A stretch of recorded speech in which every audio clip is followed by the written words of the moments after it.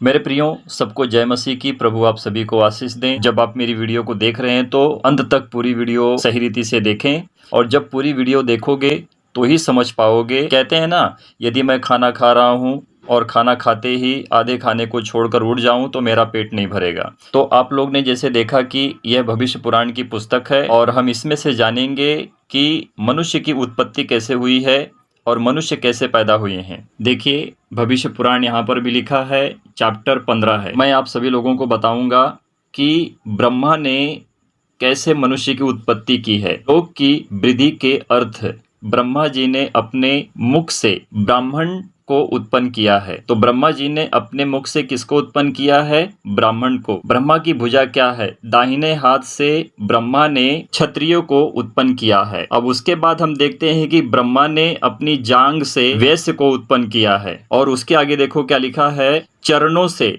चरणों से सही अर्थ होता है कि अपने पैरों से ब्रह्मा ने शूद्रों को उत्पन्न किया है। देखिए यहाँ पर लिखा है कि ब्रह्मा जी के पूर्व मुख से ऋग्वेद उत्पन्न हुआ है। अब यहाँ पर देखो, दक्षिण मुख से यजुर्वेद उत्पन्न हुआ है। अब देखिए यहाँ पर लिखा है कि पश्चिम मुख से सामवेद उत्पन्न हुआ है, और उत्तर मुख से अथर्ववेद की उत्पत्ति हुई है। चारों वेदों को उत्पन्न कर ब्रह्मा जी ने अपने देह के 2 भाग कर दिए, और वह 2 भाग क्या है? दाहिने भाग को पुरुष और बाएं भाग को स्त्री बनाया। तो ब्रह्मा ने सब कुछ उत्पन्न करने के बाद उन्होंने अपने शरीर के 2 भाग कर दिए। दाहिना भाग जो उनका था वह पुरुष हुआ, और बायां भाग जो उनका था वह स्त्री हुआ। आपने यहाँ पर भविष्य पुराण की पुस्तक से देखा कि ब्रह्मा ने क्या क्या बनाया और कैसे उत्पन्न किया। अब हम पवित्र बाइबल से देखेंगे कि पवित्र बाइबल के अनुसार परमेश्वर ने मनुष्य और स्त्री को कैसे बनाया। तो आप देख रहे हो, ये पवित्र बाइबल है, पुराना नियम की पुस्तक है। हम दूसरे चैप्टर में देख रहे हैं, और वचन है 7। देखिए मैं पढ़ता हूँ यहाँ पर। तब यहोवा परमेश्वर ने आदम को भूमि की मिट्टी से रचा और उसके नथनों में जीवन का श्वास फूंक दिया, और आदम जीवित प्राणी बन गया। हम यहाँ पर देखते हैं कि परमेश्वर ने मनुष्य को पहले मिट्टी से बनाया। आदम को भूमि की मिट्टी से रचा। तो प्रियो, उत्पत्ति के दूसरे चैप्टर 21, 22, 23 वचन में देखेंगे कि परमेश्वर ने क्या किया है।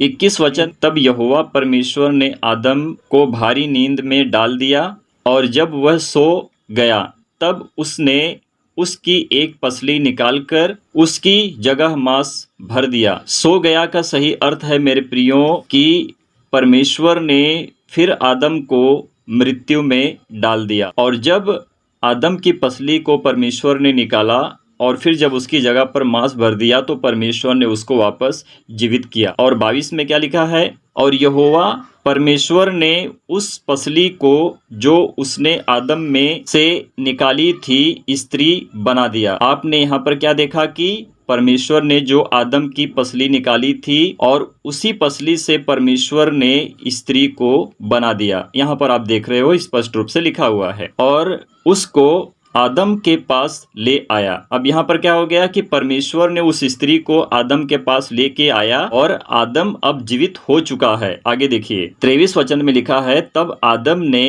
कहा, अब यह मेरी हड्डियों में की हड्डी और मेरे मांस में की मांस है। तो प्रियो, जिस वक्त परमेश्वर ने आदम को सुला दिया था, यानी कि आदम को मृत्यु में डाल दिया था, और उसकी जो पसली है, हड्डी जिसको कहते हैं, उसी हड्डी से स्त्री को बनाया। तो स्त्री से मनुष्य पैदा नहीं हुआ है, मनुष्य से स्त्री पैदा हुई है, परंतु दोनों मिट्टी से ही बने हैं, जिसे परमेश्वर ने मनुष्य और स्त्री को मिट्टी से ही बनाया है, परंतु वह दोनों एक ही रूप हैं, जिसे कहते हैं मनुष्य। तब आदम ने कहा, अब यह मेरी हड्डियों में की हड्डी और मेरे मांस में की मांस है, इसलिए इसका नाम क्या होगा?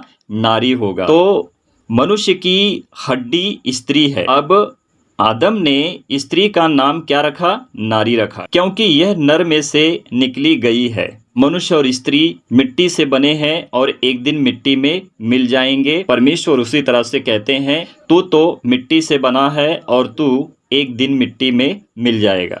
तो मेरे प्रियो, हम उत्पत्ति के तीसरे चैप्टर में वचन 19 में देख रहे हैं। यहाँ पर क्या लिखा है, देखिए, परमेश्वर आदम के विषय में कहते हैं, और अपने माथे के पसीने की रोटी खाया करेगा और अंत में मिट्टी में मिल जाएगा, क्योंकि तू उसी में से निकला गया है। तू मिट्टी तो है और मिट्टी ही में फिर मिल जाएगा। और देखिए 20 वचन में लिखा है, आदम अपनी पत्नी का नाम क्या रखता है? आदम ने अपनी पत्नी का नाम हवा रखा। आदम की पसली से जो स्त्री बनाई गई थी, परमेश्वर ने उसी स्त्री को आदम के पास लाया और आदम ने कहा कि यह मेरी हड्डियों में की हड्डी है। तो आदम ने कहा कि मैं इसका नाम हव्वा रखूंगा। तो मेरे प्रियो, आदम ने अपनी पत्नी का नाम क्या रखा? आदम ने अपनी पत्नी का नाम हव्वा रखा, क्योंकि जितने मनुष्य जीवित हैं उन सब की आदि माता वही है। तो अब तक जो हम हैं और आगे जो रहेंगे और जो आएंगे जो जाएंगे, उनकी आदि माता वही स्त्री है, जिसका नाम हव्वा है, जो आदम की पसली से बनी है। बनाने वाला एक ईश्वर जो ऊपर बैठा है, परमेश्वर, आप जैसे उसको पुकारते हैं वही परमेश्वर है। जो मनुष्य और स्त्री को बनाता है वही सबको बना देता है।